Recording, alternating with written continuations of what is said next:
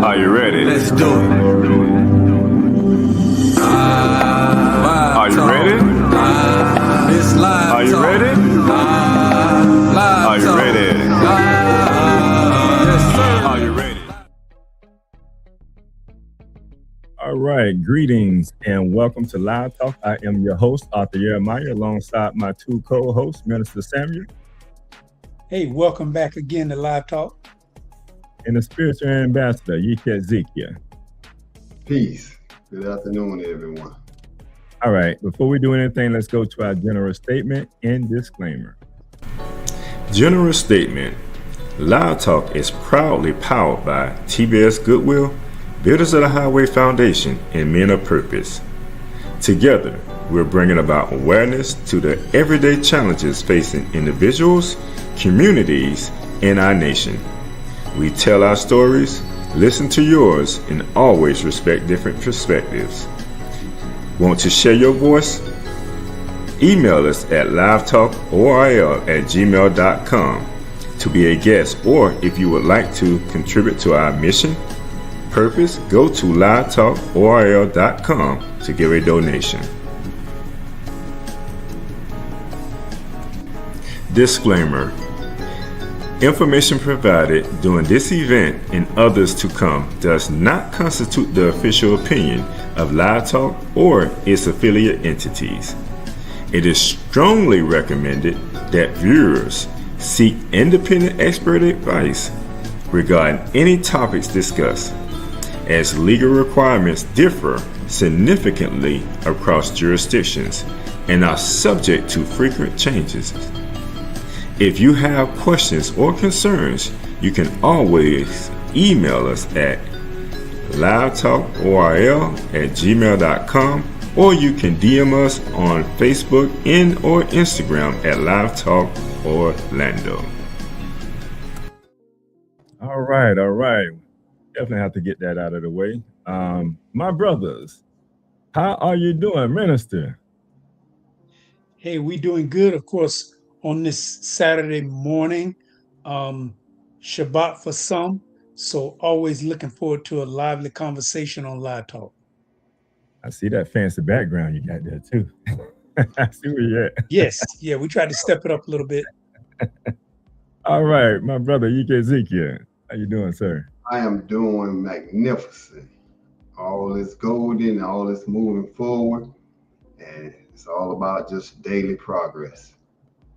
All right. So I hope we all are ready for this conversation today. I'm doing as well. I'm doing well this day. Doing pretty good. Just making sure that we have a productive and enlightened conversation today. But we're going to be talking about something heavy, y'all. But let's give our audience just a rundown of the show today. First, we have the minister word of today. Right after that, we'll go to a commercial break. And then we'll come back. Our main topic today is back to school. But are we really being educated? And we'll then go to another commercial break. And I believe we'll stay on this topic due to the fact that it's a very extensive, broad topic that we're going to be talking about today. So we may stay in there, but we'll end with a motivational quote or reading from the host. So with no further ado, Minister, what is the word of today? Let me get here. Our word of today, we're going to actually go with education. So for August 15th, 2026, our word of the day is education. And it can be defined as the process of receiving or giving systematic instruction, especially at a school or university. Education is the theory and practice of teaching. It is information about or training in a particular subject. Education, the action or process of teaching or being or becoming educated. It is the act or process of imparting or acquiring general knowledge, developing the powers of reasoning and judgment, and generally of preparing oneself or others intellectually for mature life. Education, a purposeful activity aimed at achieving goals like the transmission of knowledge, skills, and character traits. Some synonyms are schooling, teaching, instruction, training, tutoring, and development. So our word of the day, education. Loving it, because we're going to talk a lot about education today on different levels as well. So I really do appreciate that word of today, my dear brother. And right now we're going to go to a commercial break, and we will be right back. Because Scott and Associates always treats me like family, I refer my family to them. So when preparing for my taxes and I know exactly what to bring in coming in, it makes the process so much easier. Anyone should hire Scott and Associates because they are professional, respectful, and very knowledgeable. And with all of my heart, I can always count on them.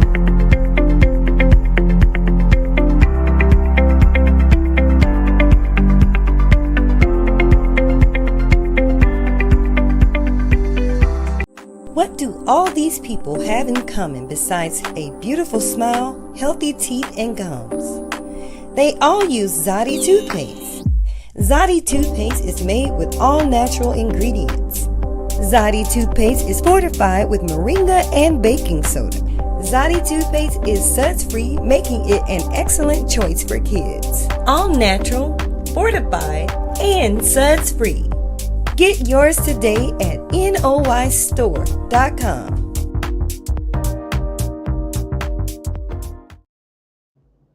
All right, so make sure that you get your all-natural toothpaste at the noystore.com.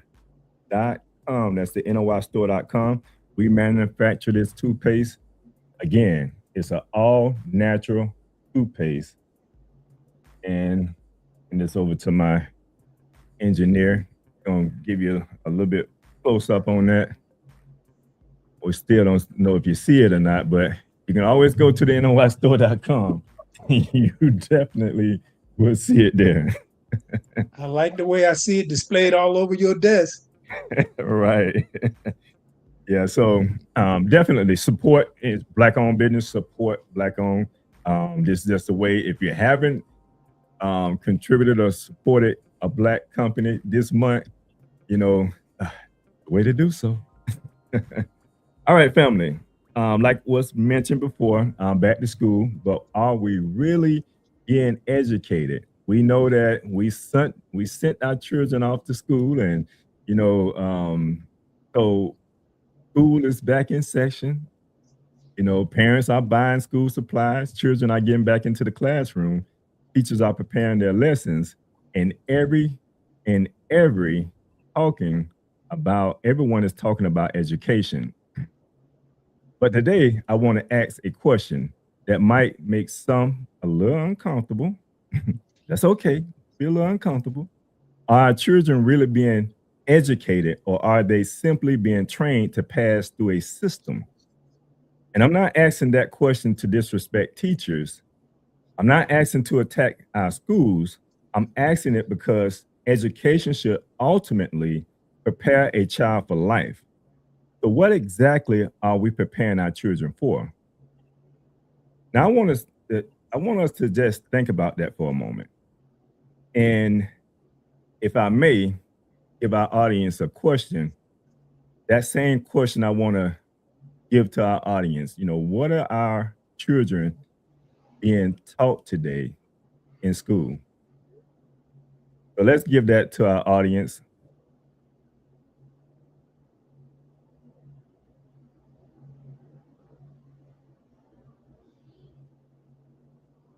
What are our children being taught today in school? If you got a mic, you can ask me again.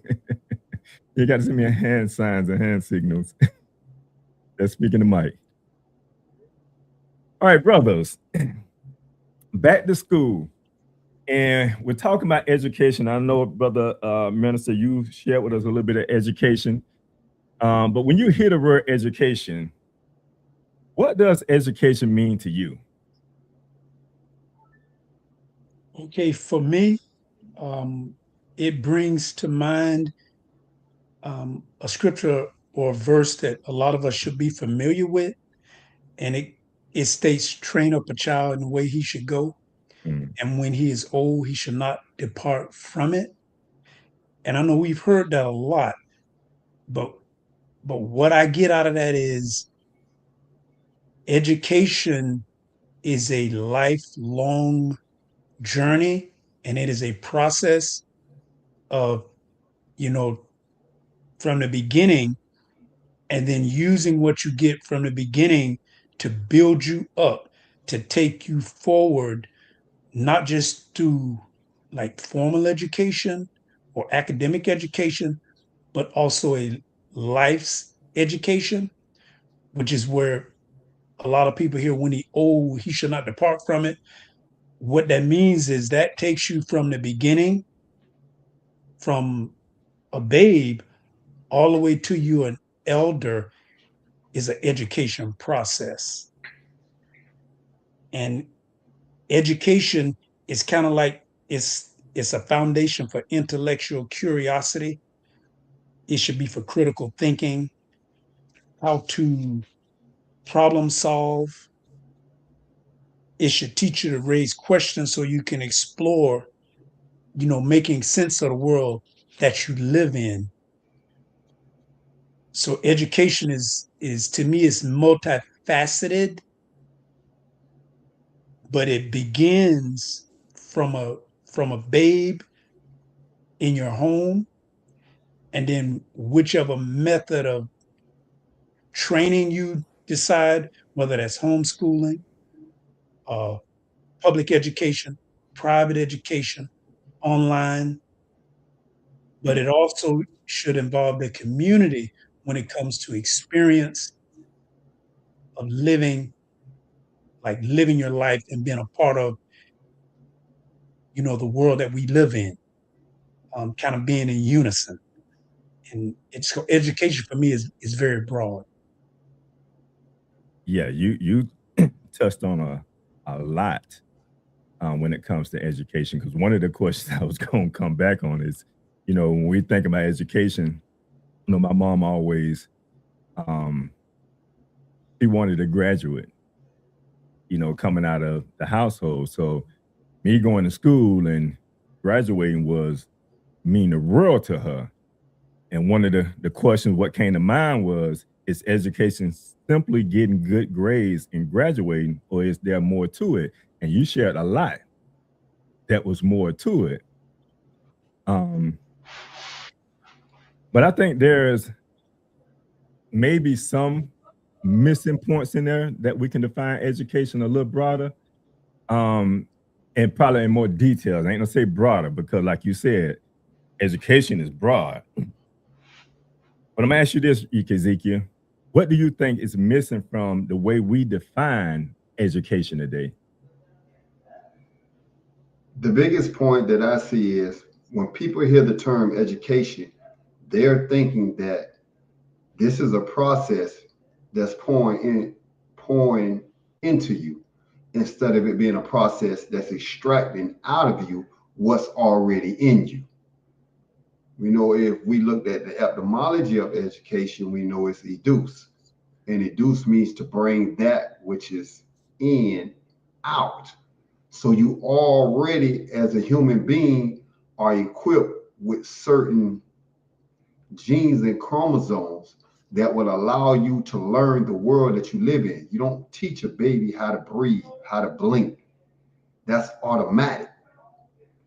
So education, the systematic instructions, which was part of the denotation that the minister read earlier, means that there is a system that will instruct you on how to become whatever endeavor you're engaging in. So if I want to be a chef, when I go to chef school, they have a system, which is a step-by-step process that'll take me from being somebody that don't know how to cook to a world-renowned chef, if I follow the process that's laid out before me. So the question now is the American educational system giving us a process that will make humanity productive? That's the key question, because if that's not the case, then there's no need to send your child to that particular education system if you're not going to be able to yield the desired result of the parents. If I want my child to become a professional football player, I'm not going to send him to hockey school. I'm going to send him to where they can teach him football. So we have to ask, is the system preparing our children to be productive in whatever path or career they choose in life? And again, that information has to be given in a systematic manner in order for them to be able to acquire the skill set that's necessary for them to have success in life. I like where you went with that. You talked about education, and you talked about a part of that first part of education, which is educe, and you broke down the etymology of that. When we look at the whole word educate, and this was something I looked up before, and I noticed one thing: the etymology of the word educate is educare. It comes from the Latin educare, and it means, like what you just mentioned, to bring up, to rear. But one of the things that stood out was to nurture, to nurture, to nourish. I mean, and to nourish means to promote the growth of, encourage, cultivate, to foster. Now, this tells me, this going back to you, Minister, when you saying in the household, this tells me that the home has a lot to do with the upbringing or the nourishment of the child to get to that point where they're going to a school system and they're able to cope and learn in this system. Now, that nourishment, we talk about that starts with us eating properly. I always tell even my children, I say, everything starts with how you, with that child conditioned at home. If they're eating properly, if they're in a household that the parents have been, brought up on educare, that means that they had a form of education in their household, a form of nourishment that prepared them mentally to go to be able to extract the information that they already have in them. Like what my brother Ezekiel said, that information is in you. It's just bringing that information up out of you at that time. But if you was in a household and your parents wasn't nurtured themselves educationally, then the chances of you being educated is left in the hands of a system, like what you were saying, that never cared for the education of our children. And if that's the case, then we have to reevaluate what education means to us. Remember, keeping us ignorant, keeping us uneducated was a way to control us. So now if we are conscious of education being a pathway to our success, then we need to look at it on a broader level. Like the minister said, we have to look at it on a broader level, because a child can graduate high school, go to college, get a degree, and still not know how to manage money, start a business, purchase a home, understand credit, or navigate the real world. So maybe the question isn't whether our children are going to school. The question is, what are they actually learning when they go to school? So our children are entering classrooms with different circumstances, different challenges, different family situations, and different expectations than their white and Asian counterparts. These are all challenges that our children face today. So I want to start a little personal. I want to go back a little bit. When you look back at your own education, what did school prepare you well for? And what did it not prepare you for? And what were some of the challenges that you endured along the way, Brother Ike Ezekiel? School prepares you for a myriad of things. You know, it teaches social interaction first and foremost. And with that being said, it taught you how to deal with conflict resolution.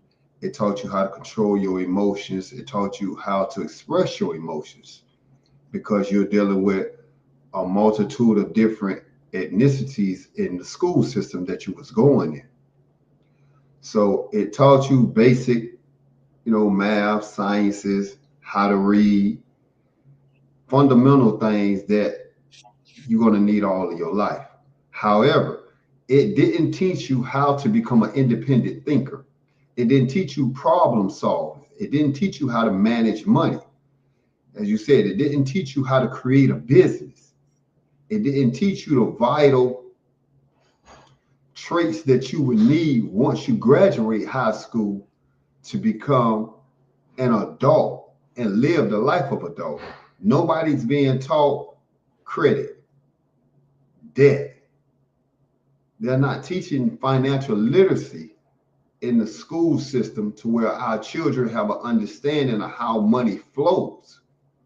So that's why it's so easy for them to get into so much debt, because they don't understand that. They don't understand when you get a credit card, they don't even know what an APR is. So now they're thinking that somebody just blessed them with some free money because you get to spend money without seeing it. Not understanding that these credit cards come with basically a 19 to 30 or 40% APR. So what costs you $10 may end up costing you $17 or $18 because of the interest rate. So we don't understand these things that you're going to deal with every day as an adult. How to pay your mortgage, how to pay your bills, what it means to be late, what it means to.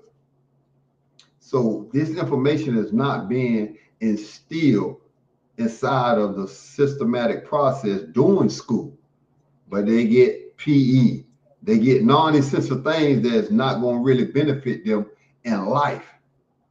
So I know for me, the school system definitely didn't get me that level of education. You grow up and you're functionally illiterate of how money works.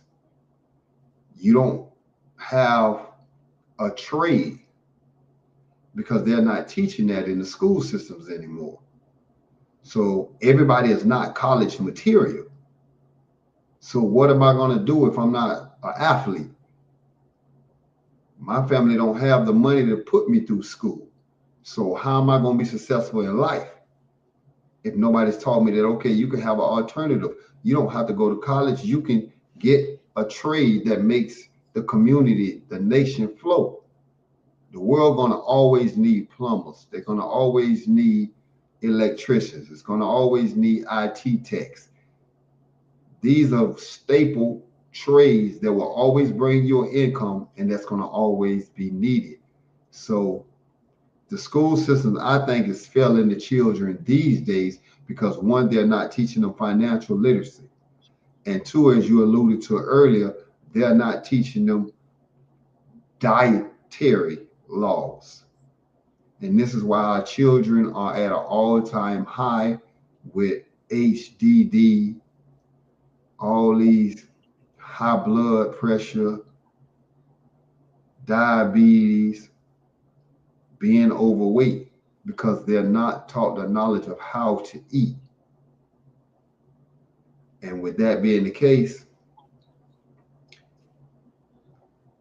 this is a prime example of why America has fallen behind scholastically of every industrialized nation.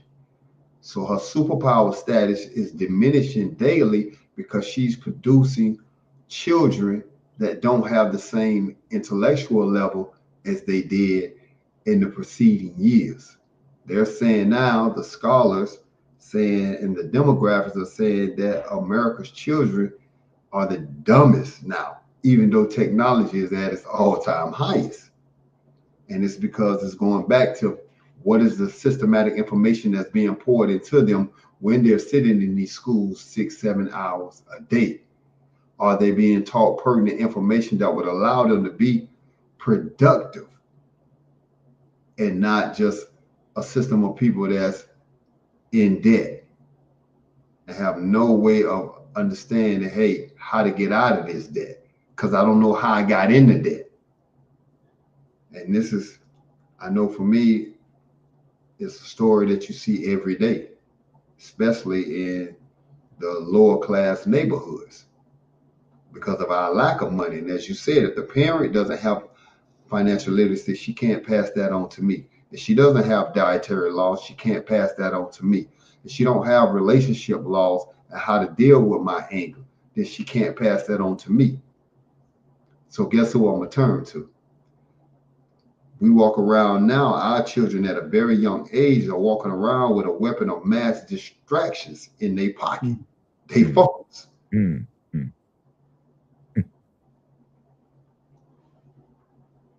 and to your point, those are some of the circumstances that we deal with. And because of these circumstances, they like to evaluate us as having a learning disability or having a learning disorder. Is it a comment came in? Go ahead and read it. A comment came in saying, starting this year, they added economics and financial literacy as a required course. Oh, is that high school level? Yeah. That's what it said? Okay. That's beautiful. That's wonderful. But then I don't Can you repeat that? I didn't hear that comment. Starting this year, they added economics and financial literacy as a required course. It's wonderful if they did it. What school? I guarantee it ain't all of them. Popka. Oh, okay. I guarantee you it ain't all the schools. And the thing is, and thank you for that comment, because it need to be known. But when I look back and when you think about, we think about communities when it comes to education. And we know our community is behind the 8 ball, way behind it. And when it comes to providing certain things in the school systems that majority of our children go to, we don't have a lot of those, those special programs, gifted programs. And then if they are there, the counselors are not telling them about it. You have a difficult time to even get your counselor to be able to have a conversation about your progress and your education to close out the year. And brothers, I don't know if and Minister, you may can attest to that a little bit, being in the education arena when it comes to that. But that's what I'm hearing, and that's what what's being shared with me from counselors. But that's something that we have to be mindful of, and that's why pushing for better education is very important. And if the parents don't know, and the student who goes to the school don't know, then who is going to tell them? You get what I'm saying? So it's very important that we understand these things. If you receive it through your peers, great. And you need to take action. And then you need to share it with your parents so that we can make sure that we are doing what we need to do to make sure that you have the best education there is. But Minister, that's reflecting back on what the ambassador just said. Is that the responsibility of the school, the parents, or the community when it comes to some of these things that are missing? And we know, if you go back, Minister, I think you mentioned when you first started to get bus over. I think it was in like the 70s when segregation started. So from that time, when we're thinking about it, from that time to right now, it's almost like are Black children receiving the education they need today? Now, I might have threw two questions at you, but you can only answer one of them if you like. Well, and that's you when you mentioned whose responsibility is it, the school system, is it the parent, is it the student? It's actually all three. And like where we are now, we have a civic responsibility. And when I say the civic responsibility, it's like wherever your local school boards are, those members and what they're dictating, be engaged, because once they get it set, you may like it, you may not like it, but once it's set, that's what your child is going to be having to adhere to, whether it benefits them the way you think so or not. So that's why when you do have school board meetings and you have your school board in your district, you need to be talking to them to let them know what are the requirements. Because like it used to be, and I remember getting bused. In the third grade, I was in a all-Black school, and at that time, I can clearly remember that our teachers would tell us, in order to get ahead, I don't want to misquote it, but I know they said we had to be either 5 times better or 10 times better than our white counterparts. They will openly tell us this because in order to get ahead, that's what we were told. So we knew and I was in the third grade, we knew that mean we were coming out from a disadvantage. So to get to an advantage, we had to perform and do better. Now, they can't say that in the school system anymore. That's why when I say the civic responsibility, that means we have to make sure that what they put on the curriculum, what the teachers are being taught, and unfortunately, as great as we have wonderful teachers, but they have to follow a lot of guidelines and red tape that they have to meet before it gets down to the actual educating the children. So a lot of times they got to meet the red tape, and that red tape cuts into their teaching. So if your child makes it, that's great. If your child doesn't make it, now they got to pass this standardized test and they may fail it. So it's like, okay, that don't mean your child is dumb. Maybe they just missed it. Or the teacher didn't have the resources that's required. Or like, I think that was Ezekiel or you may have said that, Jeremiah, if a child has a bad diet, for example, if they're eating, and people are becoming aware, but if your child is eating too much sugar, they're going to be hyperactive when they get in school. And now they're going to label them as having ADHD. And now they're going to have to put them on drugs. And if you got 25 students and you got 3 or 4 of your students climbing on the desks and all over the place, you can't function. So now students are on drugs to keep them calm because you don't have them on a proper diet. So it's a lot that's going on. But as far as our students, it depends on who the teachers are. And as a parent, you have to be active because children learn at different levels. And you may find that some students are very academic and they don't need a lot of hands-on. Other students require a lot of hands-on teaching. So it's not a one-size-fit-all approach. So that's the challenge that a teacher has or a parent has. You need to know your child because it might work great. You can have three children. It might work great for 2, but for 1, it doesn't work. It don't mean that they have a learning disability. The application just don't work for them. And the system will push them forward and make them either pass or label them as a particular type student. And then by the time they get to a high school level, it's too late, or they're behind the curve, and now they're not going to be able to graduate, or they've lost all the chances of education.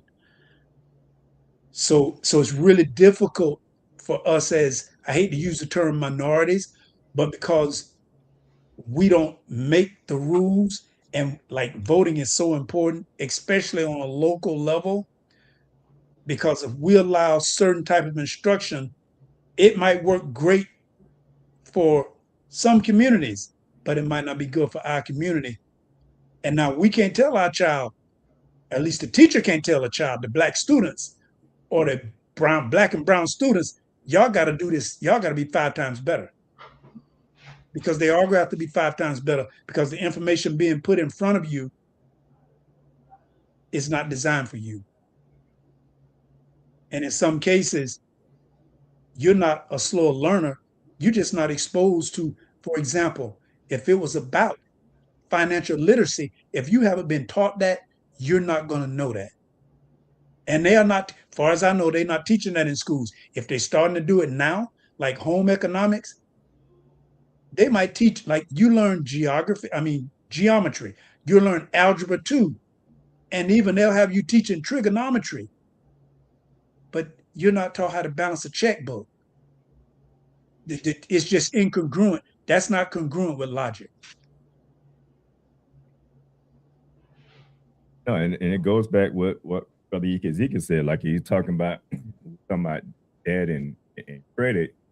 You know, you get into high school or college, or you get a credit card, you never was taught about, no one ever taught you about debt. You trying to figure out what is debt. And it's too late trying to figure out debt at that time. I mean, well, it ain't too late. I mean, at least you get it, but you're in debt now. So it's like, now I have to find out how to get out of debt. And you find so many college students that experience that. But when we look back, and thank you for sharing that, Brother Minister, because like even in a household with parents, the question becomes, are parents checking homework? And I was just reading Dr. Umar's book, Psychoacademics Holocaust. And in his book, I think I have it right here. In his book, he said the death of homework, because I did notice this at one time, like when you ask certain, like especially my grandchildren, sometimes I ask them about homework, and they'll say they either don't have homework, some will have homework, but they got these little systems in place. As a matter of fact, do you have homework, Aaron? Got homework? Okay.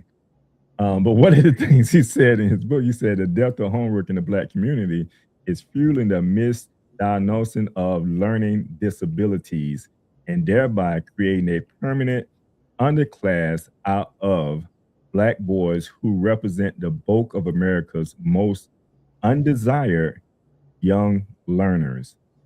I found that interesting because, there's a notion that you should learn whatever you learn between the school hours, between whatever time you go to school to whatever time you conclude school for that day.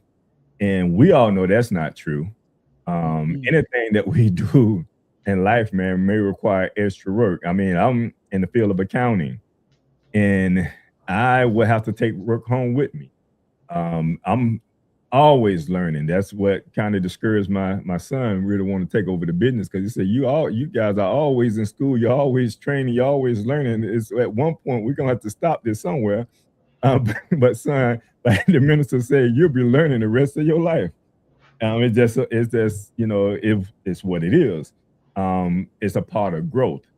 And that homework is very important, because that's what sometimes put our children behind the 8 ball as well, because now you're behind on your work, and now your teacher is concerned, and they're concerned maybe about your ability to learn and learn on the same level that some of your peers are learning on. but it has nothing to do with your learning. It just has something to do with the process of you receiving or inculcating information.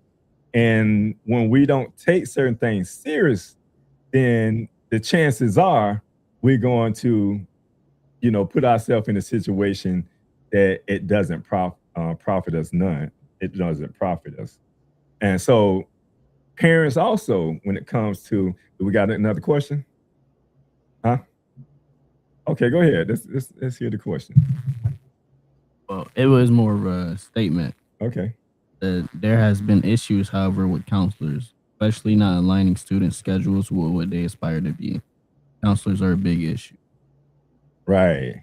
And see, that's what I've been hearing. That's what I know of, because like I said, I have clients that are counselors, and they are big on talking about how other counselors or other schools may not be the best fit for a child because their counselors are not active in the children's life, and giving them the guidance that they really need, because you need those people while you're in school. I don't remember if I ever talked. No, I'm gonna ask you, brothers. You was, in high school. Have you had interaction with counselors?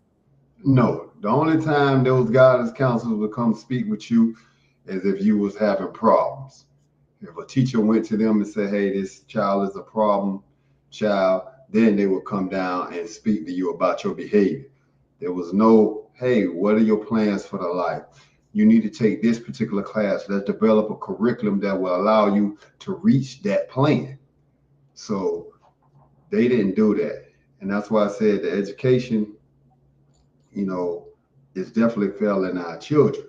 And the stats show that. But to speak on the question concerning what is the parent's role in the education of their children. A parent's job is to create the expectations for their child and then give the emotional support to the child, encourage them, give them a value system to where education is at the forefront of that, no matter what field in life they may want. Because if you have a child that's a toddler, you have to create a curriculum for that child in order for it to begin to develop. You don't just let the child do whatever it want to do. You have a discipline that, hey, this child needs to be doing this from this time. It's just like with those children, you create a routine.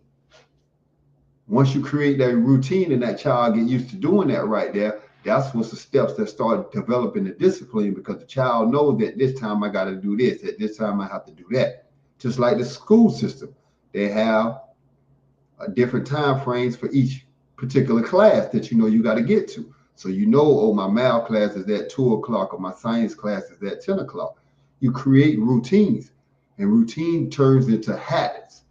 So now we get into, are you allowing your child to develop those habits that will serve them well as they grow and to be able to reach whatever goals they have set for themselves for their life?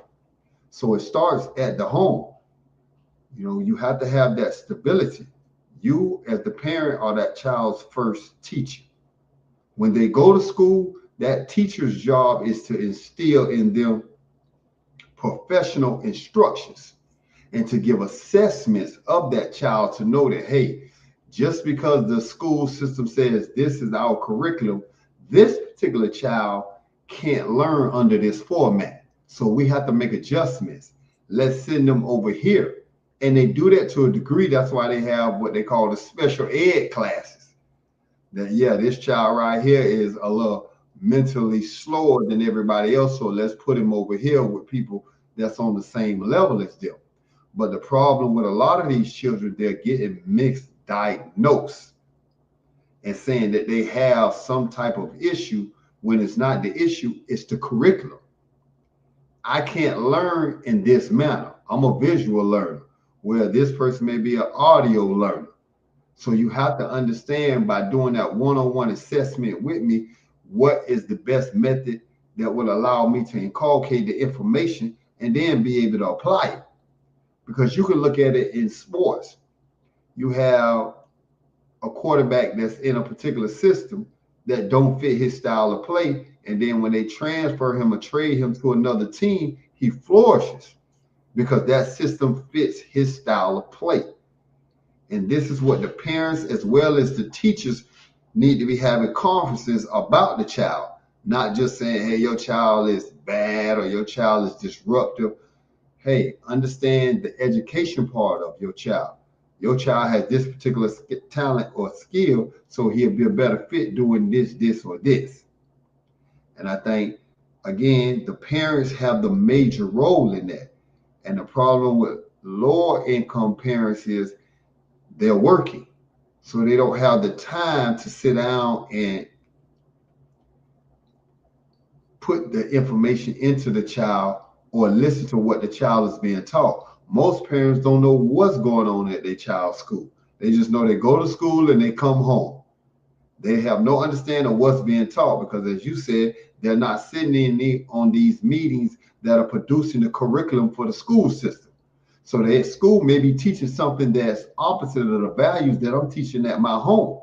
But if my child is in that school system 7-8 hours a day and only getting an hour or two me at home, then we understand that that 7 hours a day information is going to weigh and influence my child way more than the 1 or 2 hours I got. So as my child begin to grow, I'm wondering why they being disobedient to me. That's logic.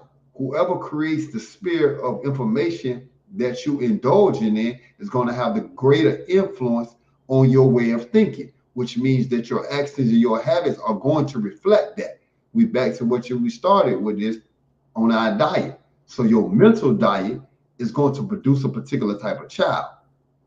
So parents got to be, just like at a young age, they don't allow their children to be exposed to certain things because they feel they're too young for that information.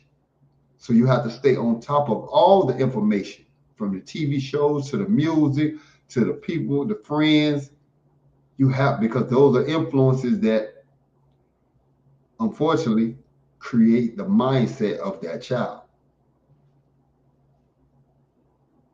And I think it goes back to confidence, because as you were speaking, I'm thinking about a young parent that, didn't wasn't raised in a household that, instilled into the value of education. And now they have a child that's going to school that may be struggling. Isn't there a confidence level sometimes when it comes to helping your child with homework that, doesn't, look familiar to you?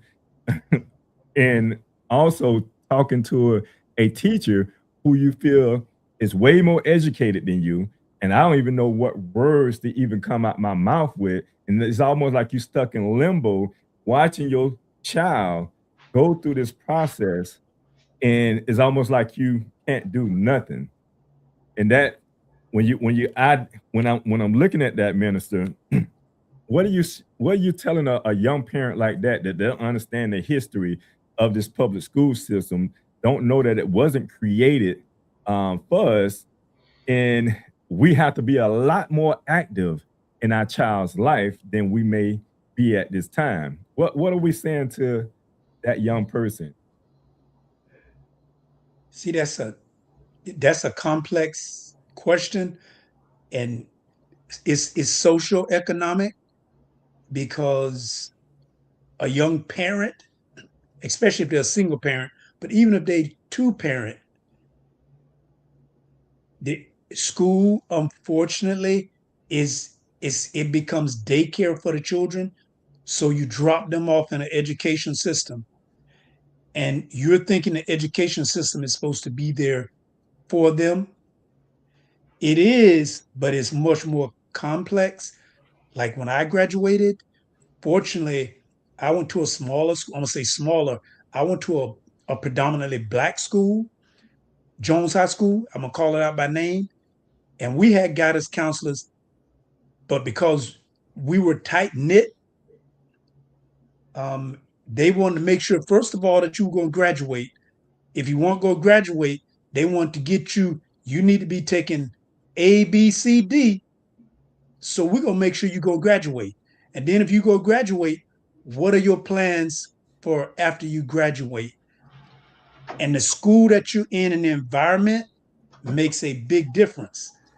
Now, you fast forward this 30 years where we're integrated fully into schools where we are no longer the majority, where in most cases we're like in a mixed school and we're a minority and everything is digital. You have guidance counselors there, but if you're working, especially if you work in 2 jobs, they're going to put everything in a portal for your child. And if you're not looking in that portal on a weekly, monthly, in some case daily basis, you're not going to find out that your child is behind until you get a progress report or a report card that says they're failing or they're behind. It's been put in that portal, but now you have to be responding. You now have to go make a appointment to see their guidance counselor, to get with the teacher, and it's complex. So if you're a young parent and you're trying to pay the rent and the car note, it becomes very difficult to keep up with your child who may be bringing homework on, let's say if it's in geometry and you're not familiar with that, or English lit. That stuff may go right over your head and you can't help them with their homework. There may be tutors available, but the social economic, meaning you can't afford to pay a tutor. And most tutors aren't free. Some have access. So now your child gets a report card that they're failing, and you're like saying, what? Now you're behind playing catch up. So it is, if you're going to be in the system and the system requires certain things, you need to know that this is what's going to be required of your child, and this is what's going to be required of you. Otherwise, if your child is not a strong swimmer, they might sink. And you're not going to be able to give them a life raft to help them. And unfortunately, that happens often in our community, especially when you have socioeconomic, meaning you have finances, or if a child going to school and they didn't have a good breakfast. Most of the schools do have free lunches and breakfasts, and it's great, but they getting ready to pull that back. But if a child goes to school hungry, by 11 o'clock, their brain is not going to be functioning. So it's just a lot going on, especially if you're in a home where you can't make sure that they ate before they left home and you're trying to get to work. So you just dropping them off or they catching the bus. And if you allow them too much sugar, they're going to crash at a certain time. So it's like you have to know that you have to make sure that your child has a balanced meal for going to school so that they can learn. Because that's how these diagnoses occur when it comes to SLD, specific learning disability, or ADHD, because they're jumping around everywhere. So that's how all these diagnoses end up happening to our youth in our community, because everything started at home. That's going back, a parent responsibility, homework, making sure we're checking homework, communicating with the teachers, because like your brother said, like if they're going to work all day, that's enough frustration as it is. Now you have to come home and read to your child, which ain't nothing bad about reading, as long as the child know how to read. But if you now have to teach them how to read, then that's a problem. Mm-hmm. Now, if you just reading, that's another thing. But then the other side of that is talking about your future. How many of us talk to our children about their future? You should always be doing this here. But if we're not checking homework or creating some type of homework, I'll just create something. Communicating with teachers, reading to the child and talking to them about their future, then how can we blame the school system for everything if we're not involved in the education of our own children? And that becomes the question, because a lot of times we do talk about the school system, But most people that talk about the school system isn't implementing something at home, because we know the school system isn't, made or created for our children, the public school system that is. And it's difficult even trying to get into a private school. So now the challenge becomes, okay, let's create homeschool. Well, if you got mom and dad is going out working and mom has to stay home and educate the children, that's income that's taken from the household. So these are the different dynamics that we have to deal with. But it still has to be a foundation, in my opinion. It still has to be a foundation at home that can guide the child. But all they're doing is extracting the professional information that Brother Ezekiel was talking about from the teachers, whether it's arithmetic or, English or science or whatever that may be. You're just extracting that information. But the foundational information you're receiving at home. So, Ezekiel, are we expecting enough from our children academically, or are we trapped in the world of, and I'm going to ask you this question. I just popped up with this question. I know you can speak, you'll probably be able to speak to this here. Or are we trapped in the world of getting rich from our children athleticism, if you will? Oh, no doubt. When you look at the difference between the minority communities as opposed to their counterparts, the main tool that's fostered upon our children at a young age is sports.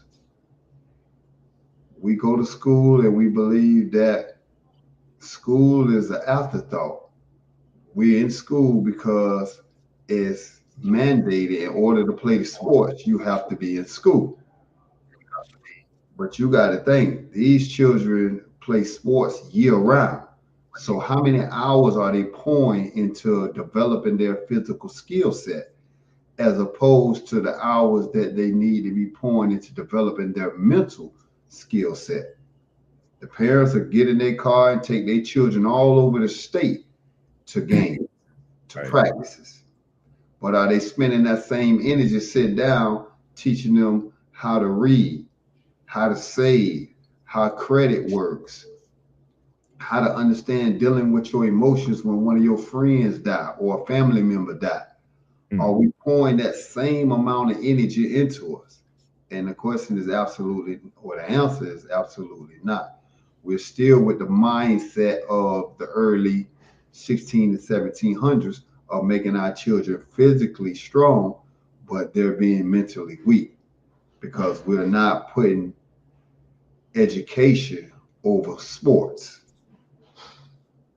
And we have to understand that it's only a very, very minute amount of sports players that make a living off of that right there. The average child, when they graduate high school, they don't have a college scholarship, but they've been playing football for 10, 11 years of their life. They've accumulated numerous hours practicing.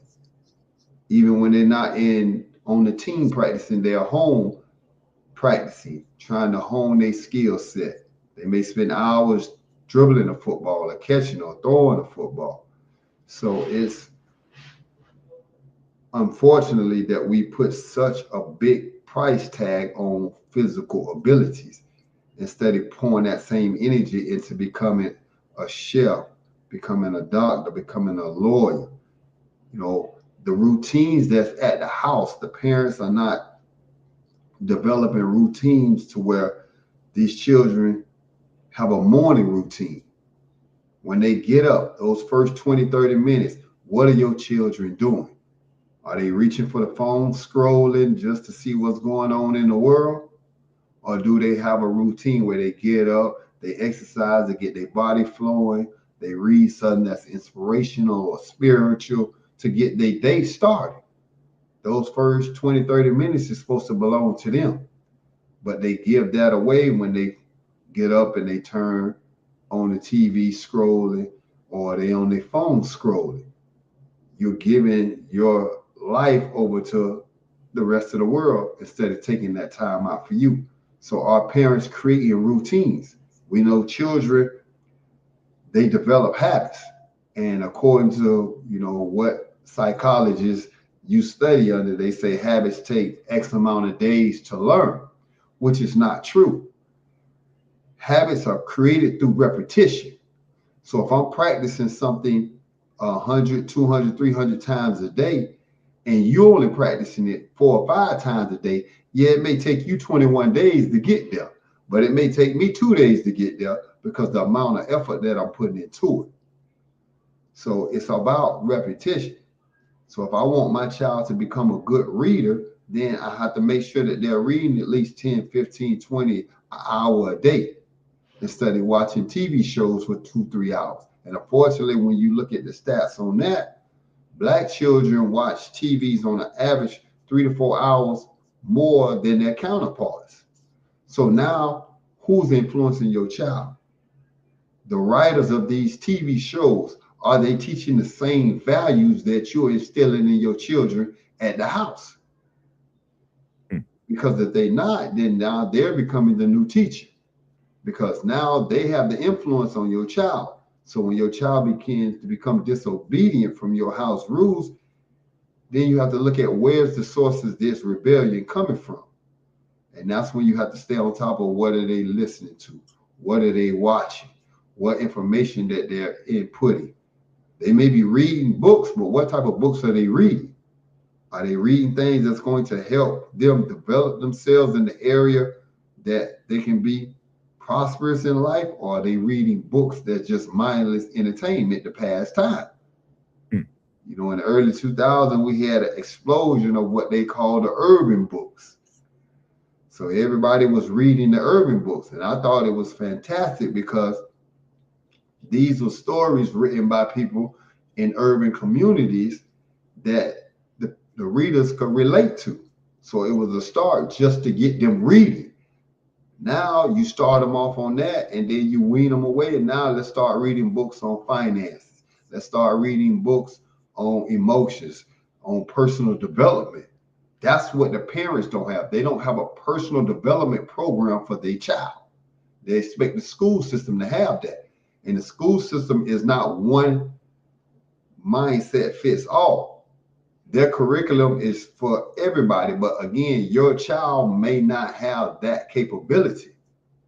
So it's not tailored for your child. Again, if I want to be a chef, I can't be going to astronaut school. I have to stay on the path that's going to put me and allow me to reach my goal. So the parents have to have goals for their children. They have them physically. When they take them out there to sports, they want them to win the Super Bowl or win the championship. That's the goal. That's what they're practicing toward. So, okay, what's the educational goal? What's the spiritual goal? What's the financial goal? What's the relationship goal for your children? You got to have those goals set for your children, and then you have to create a curriculum that will allow your child to reach those goals. If you're a single parent and you don't like a certain type of man, and then you have male children that you're raising, are you making sure that your child has the exact opposite traits that you don't like in a man? If you don't like disrespectful men, are you teaching your son how to be respectful?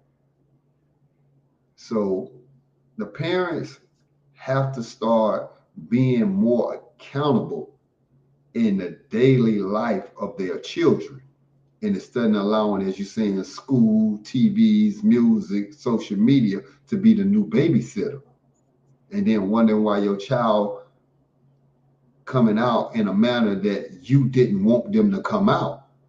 Because again, if I'm spending more time doing one thing as opposed to doing what you want me to do, don't be surprised when I'm going to be this instead of what you want me to be, because that's where my mind was. Again, the mental diet determines the habits. The habits produce the actions. And the actions going to create the consequences that you may not like because it's adverse to what you wanted your child to learn.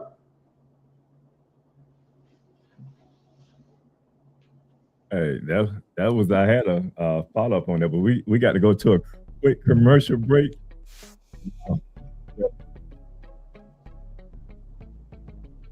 Because Scott and Associates always treats me like family, I refer my family to them.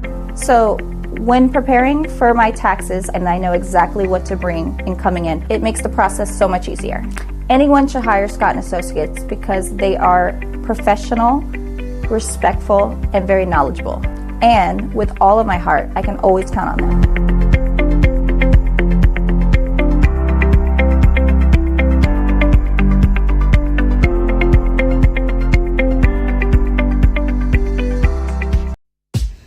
At NOY Store, we bring culture, style, and wellness all in one place.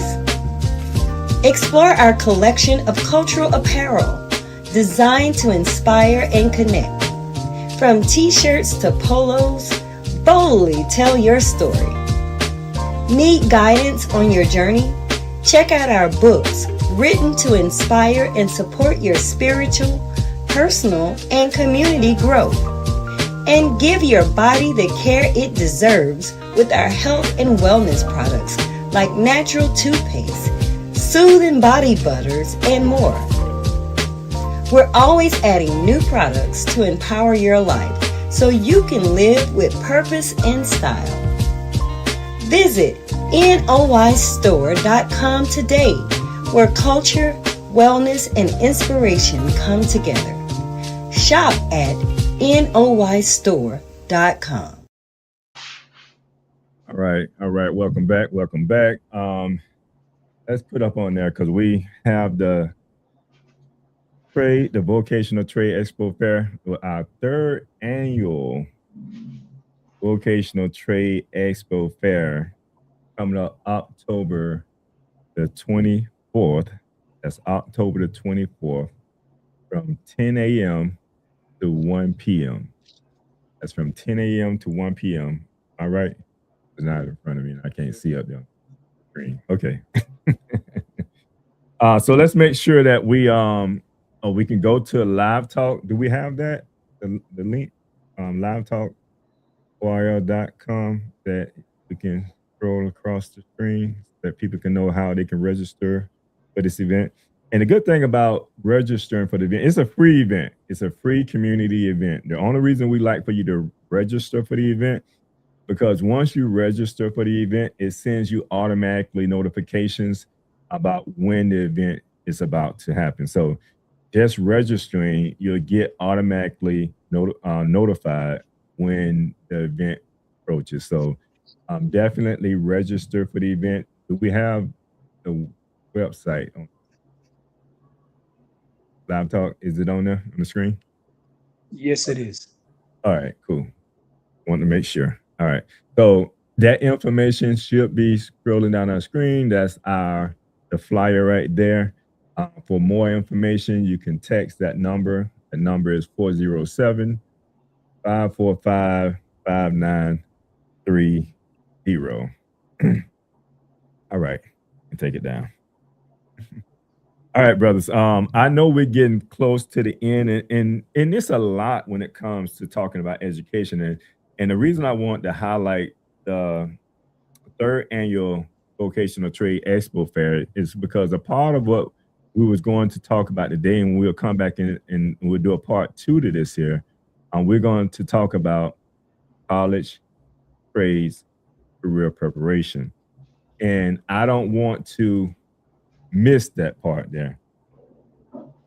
Yeah, I don't want to miss that part there. So I want to make sure that we come back and we can really get into that particular part there. All right, so but we're going to continue with this conversation today, but we're going to talk about Black boys and discipline and that expectation of how we groom our young men.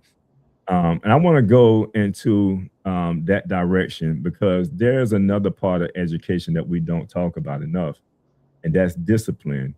And particularly when we're talking about Black boys. And Minister, what was discipline like when you was growing up? And do you think Black boys are being disciplined differently in schools than other students? Oh, now the first part of that question. And discipline when I was growing up was a whole different level of discipline. Right. The same teachers who told you had to be 5 times better, if you in their classroom disrupting, acting up, or talking out, they would get a ruler and they would slap your hand. If you got too much out of line, they would turn it over and they would crack it across your knuckles. And that was allowed to be done. And it was not an issue. Now, they can't do that now, but if the teacher, if you got unruly with the teacher would send you to the principal. And the principal had a big board literally over his door or mounted over his chair, where when you walked in the office, you could see it. And if you thought you got too sporty, you would bend over that chair and he would put that paddle on your backside. Now, that's not allowed in schools anymore, but that was allowed then, and the discipline was totally different. Now, when you fast forward to now, and of course you can't touch someone's child, and we have progressed and we've learned that there's different ways of discipline. But when it comes to Black youth, it's like, depending on the teacher, our youth can appear to be threatening if they're not familiar with our culture. So they can be suspended or put on a stricter discipline because of the way they talk, because of their mannerisms, whereas their counterparts who are not Black wouldn't be put on the same issue just because they're cultural differences. So you have to be able to discipline, but you have to learn to be able to cross cultural lines and understand how to get through to them. And a lot of that goes back to the home, because you have to be able to discipline your child at home. Because if you don't want someone, for example, nowadays people say, don't touch my child, then you should teach your child to be respectful, especially to respect adults. Because if they don't respect you at home, they're not going to respect a teacher when they get in school. So now the teacher has no choice but to refer them, and now they're going to be getting either put in detention or, in worst cases, they're going to be getting expelled. And so that's what I'm saying. It's a broad thing when it comes to discipline, because when I was growing up, we were taught that you had to respect your elders. You didn't talk back to grown people. Like, you don't talk back to grown folk. That's something you just did not do. And it could be someone that was down the street. You talk back to grown folk, especially guys can do it, but girl, or you roll your eyes at grown folk, you were going to get literally smacked in your mouth. And you knew that was something that you didn't do, because that adult would then either tell your parent or bring you back to your parent, and then your parent was going to continue it. And I know there's the thing about abusing children, and yes, you can talk to them and there's a way, but there's a fine line of, you have to have that discipline in check, because if your child doesn't have discipline when they leave the home, they're like unchecked when they get into the public. And how do you expect a teacher to deal with your child who might be a 190-pound linebacker, and you got a 125-pound teacher? If he's not respecting you at home, he's not going to respect that 125-pound teacher. So there's a very fine line of what is discipline and what is not. So we got a comment? Huh? What's the comment? Question. But is respect earned or given, even to elders? Okay. Yikizi, you want to take that one? Respect is most definitely earned. You know, you have to show yourself worthy of that right there. But as for younger children, you have to understand how do they discern that. So if you're talking, education wise, first through fifth grade, they may not know how to see that this elder deserves respect because they don't know the values that go into deciding if somebody is worthy of that. And as an older child, middle school to high school, then yes, you definitely earn their respect by your character in the classroom as the teacher or the principal or whatever school role you may have. You can earn that right there. But when you first start in school, just like school just started, as an elder child, you have to give them that respect because you just now meeting them. You're just now coming in their classroom. So you don't want to be disruptive right off the bat. So you give them a chance to earn your respect. I think it kind of goes back to what the minister said as well. Is the respect that you show, like as parents. One of the things that I'm big on as a parent is, teaching my child the importance of respecting authority first and foremost, because I want them to turn back home, and authority in the classroom, authority in the school. Respect that. You shouldn't be disrespectful, regardless of how someone may disrespect you at that time. It's not to say you accept someone disrespecting you, but it's to know that you have a different character than that person, because the scriptures say a soft answer turns away wrath. Like when a person can see your character and identify you as being a good person, then they even if it's a person that people would rub the wrong way, and they always have this negative mean demeanor about themselves. And I'm talking about a staff member. I'm talking about a dean or someone of that nature that dealing with children that's are disruptive all day, and now you got this mindset of every child that looked like this child, or maybe the same complexion as this child, is going to give me the same energy as the two children I just was dealing with. So now you come off in a way to this child in a wrong way that's disrespectful. But it's how that child responds to him, in my opinion, that's going to turn away that wrath that he may be feeling in him and say, oh, this child ain't the same as the other two children I was dealing with. Because we do have to understand the circumstances that we all go through and encounter daily in order to justify if a person being disrespectful to us or they're just being stern with us, if that makes sense. Or what is that the proper term to use? Understand? And see, and that's a great question about being earned or given. It has to be earned, but it also has to be given.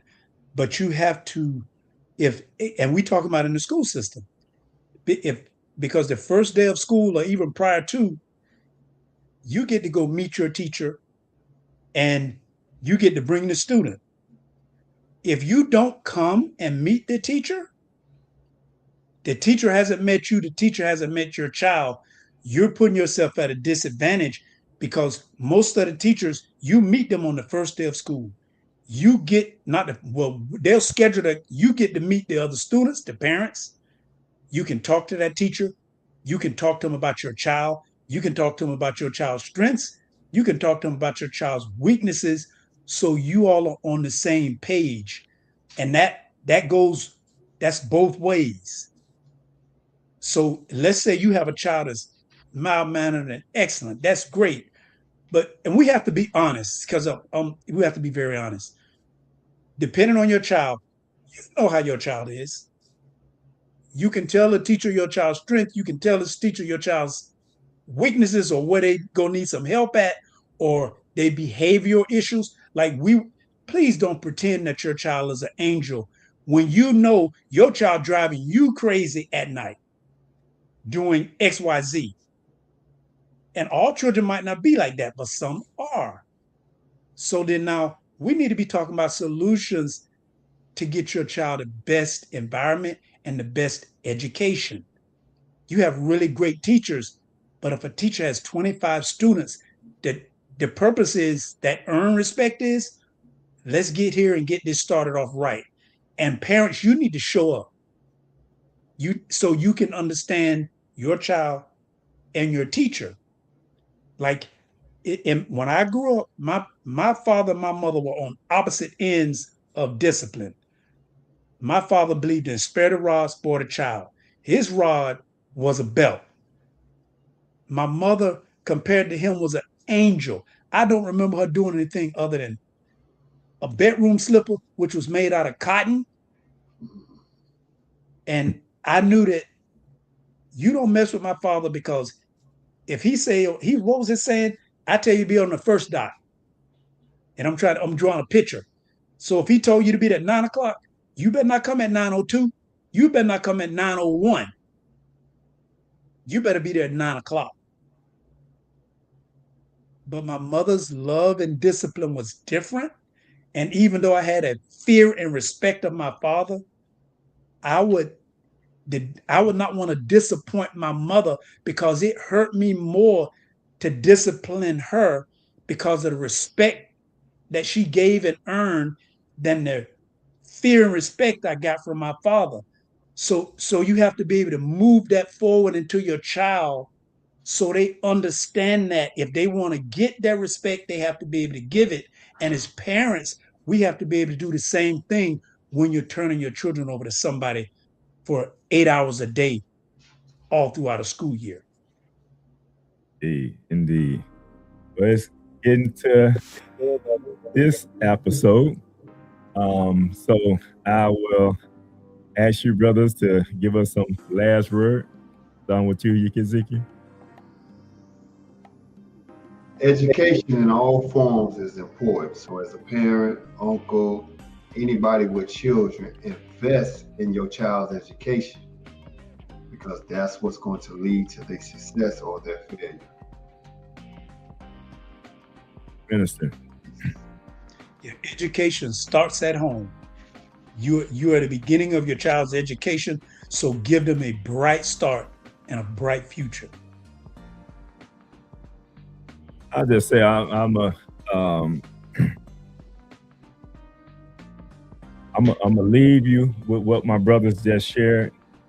There's a lot of information when it comes to this topic, this subject, and I definitely want us to come back and do a part 2, because there's more information that we can share on this topic.